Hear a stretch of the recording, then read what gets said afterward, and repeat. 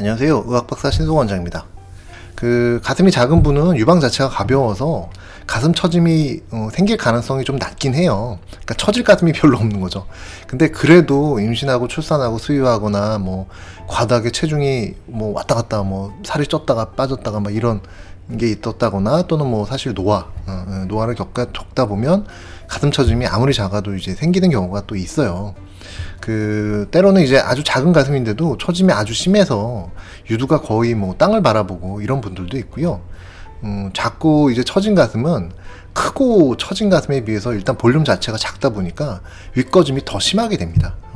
그래서 어떤 분은 윗가슴이 거의 그냥 없이 그냥 평평할 정도로 제 가슴보다도 더 작은 이런 분들이거나 아니면 뭐 페인 니끄미로 보이는 경우도 있습니다. 커서 처진 유방에 비해서 이런 분들은 이제 무거워서 힘든 점은 없는데 모양으로 보면 너무 볼륨감이 없고 윗거짐이 너무 없으니까 심하니까 소위 말하는 이제 할머니 가슴 같은 이제 전형적인 모습이 되는데요. 그렇다 보니까 이제 크고 처진 가슴을 가진 분들에 비해서 또 나름대로 이런 외관에서 오는 스트레스가 훨씬 더 큰 것 같은 느낌도 듭니다. 이분은 뭐 30대 환자분이었고 이제 가슴 사이즈는 이제 80의 A컵. 우리나라 사람들은 이제 75의 A컵이 정말 많으시더라고요. 근데 어쨌든 80의 A컵 정도 오셨는데 젊은 나이에 뭐 가슴이 너무 처져 있어서 스트레스가 정말 많았는데 뭐 일반적인 가슴 거상술이 뭐 O자형 절개, 인버티드 T라고 그러죠.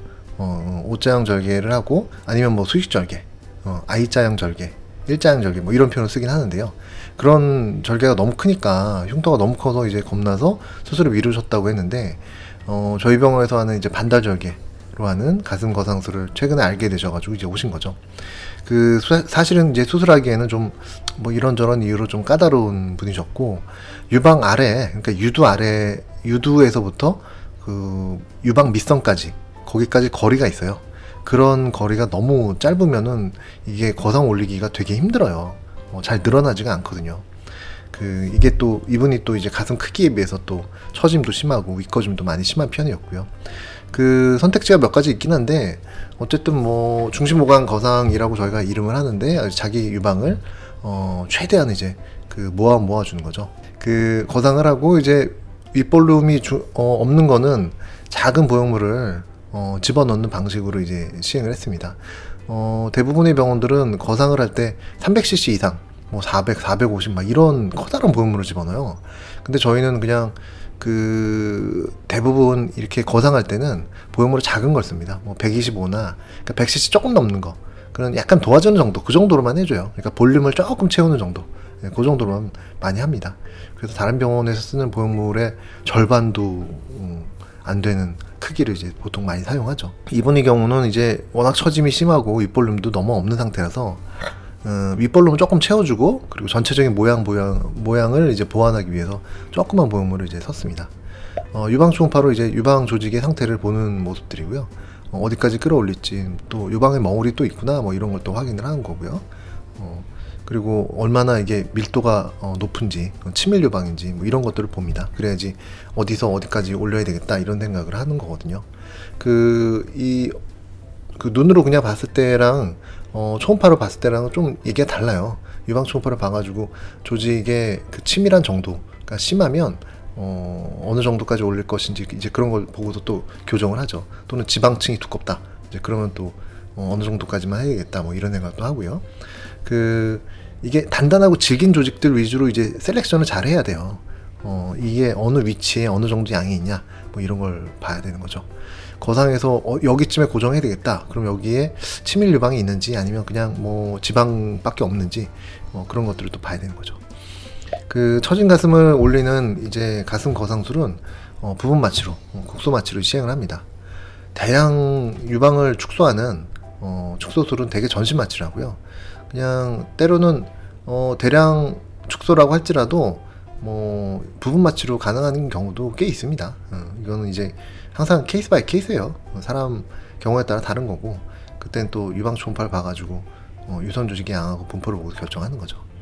어쨌든 이제 반달 절개, 유륜의 위쪽으로 절반만 절개를 하고, 그리고 유방 조직을 보고서 초음파를 보고서 이제 계획한 위치에서 이제 사람마다 이제 어느 정도까지 올릴 것인지 또는 주변 조직을 얼마나 당길 것인지 이제 플랩이라고 부르는데, 플랩은 이제 어떤 덩어리라고 해야 되나요? 하여튼 그런 것들을 이제 끌어당기는 그런, 어디까지 끌어당길 것인지, 이제 그런 어느 부분을 또 끌어당길 것인지, 이제 이런 것들을 이제 하는 거죠.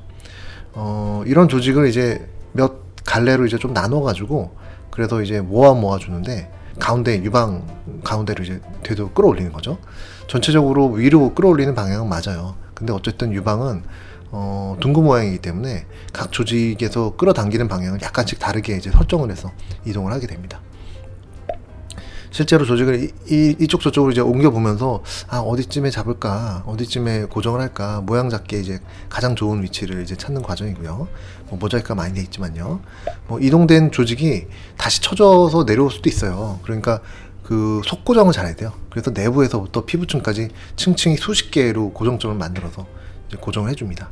이런 작업이 이제 물컹한 조직끼리 연결하는 건 아니고요. 질긴 조직들 위주로 연결을 해야 돼요. 그러니까 사실 치밀 유방, 치밀한 조직끼리 연결을 해야죠. 사실은 이게 힘이 많이 들어가요. 전에는 가슴이, 초창기에는 가슴이 별로 이렇게 무겁지 않은 분들 같은 경우를 많이 했어요. 그래서 이 고정점을 지금보다는 좀 적게 잡았죠. 그랬는데 점점 시간이 지나면서 유방 무게가 있는 분들이 점점 오시게 돼가지고, 이런 분들은 시간이 지나면서 조금 내려오는 경향이 있더라고요. 그런 분들은 이제 가끔가다 리터치 수술을 좀 다시 해드리긴 합니다. 그래서 요즘은 아예 고정점 자체를 여러 포인트를 많이 만들어가지고 그 처짐이 다시 생기는 거를 확률을 낮춰가지고 수술을 하고 있습니다. 이분은 이제 다른 분인데 80의 B컵 정도고요. 보형물도 안 썼고 유방 축소도 하지 않았고 본인 조직을 다 활용해가지고 가슴 거상술을 하신 분이고요.